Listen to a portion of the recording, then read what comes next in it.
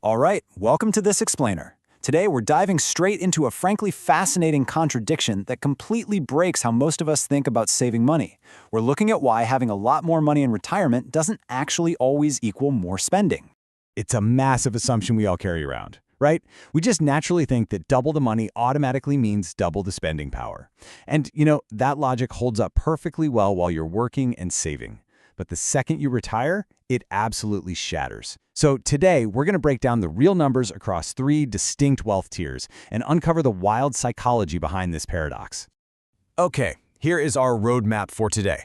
We'll start with the modern framework. Then we'll walk through the specific wealth tiers: 1 million and the arithmetic, 2 million and the risk shift, and 5 million and the purpose problem. After that, we'll uncover the real secret to spending. And finally, how to build your specific life. So, starting with Section 1, the modern framework. We're moving beyond the outdated 4% rule. Because before we hit those specific wealth tiers, we literally need to throw out the old static rules and establish a modern, flexible way of thinking. For decades, everyone leaned on taking a fixed 4% out of their portfolio every single year. But honestly, that's not settled science. Financial planners absolutely love arguing about these percentages. Morningstar's 2026 research puts the safe starting withdrawal rate at 3.9%, while William Benjamin, the guy who originally created the 4% rule, actually revised his estimate up to 4.7%. And if you're willing to flex your spending, cutting back a bit in bad market years and loosening up in good ones, that number can safely push as high as 5.7%. So, we're going to look at this as a realistic range, And this brilliantly illustrates exactly how we should view your money once you stop working, through a two-bucket structure, rather than just one giant pool you're uniformly drawing from.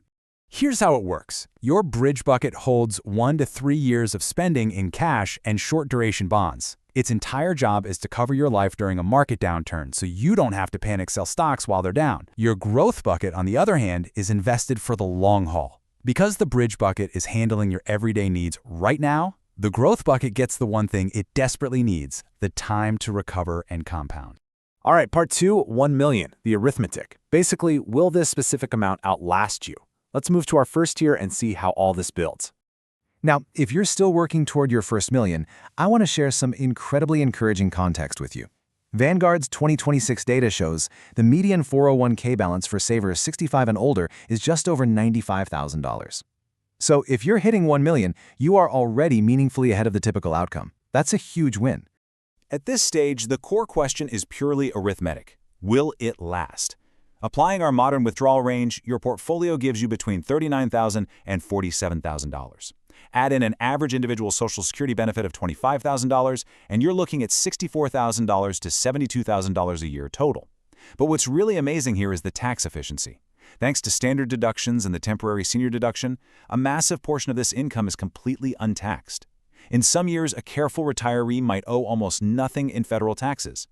But there is a catch. The main financial threat here is sequence of returns risk, which is basically retiring right into a bad market and being forced to sell depressed shares. And guys, this causes real physical anxiety. Watching the market pull back 10% in a single quarter, it makes your stomach drop. It makes you obsess over your budget. And that is exactly why holding $120,000 to $140,000 in your bridge bucket is absolutely crucial. It physically protects you from that anxiety. Moving on to Section 3. 2 million, the risk shift. This is all about managing what you already have safely, because this is where the math fundamentally changes shape. At $2 million, a massive structural shift happens in your retirement. You stop asking, will this last, and start focusing almost entirely on how to manage the risk of what you've already secured.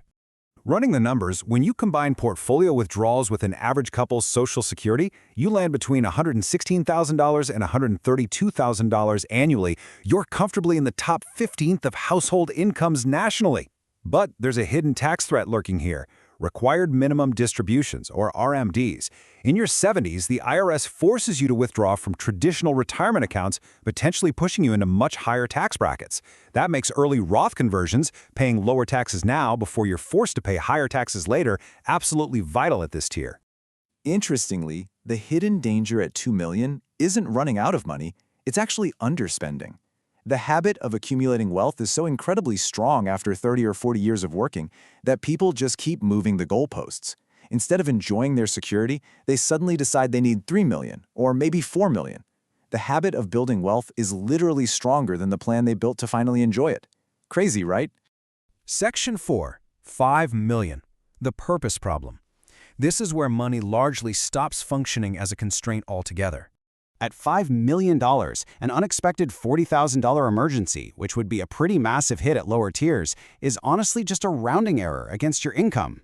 And despite what a lot of people assume, federal estate taxes are likely a complete non-issue for you because the individual exemption sits at a massive $15 million, or $30 million for a married couple. When we run the math on these income numbers, you're generating around $250,000 a year.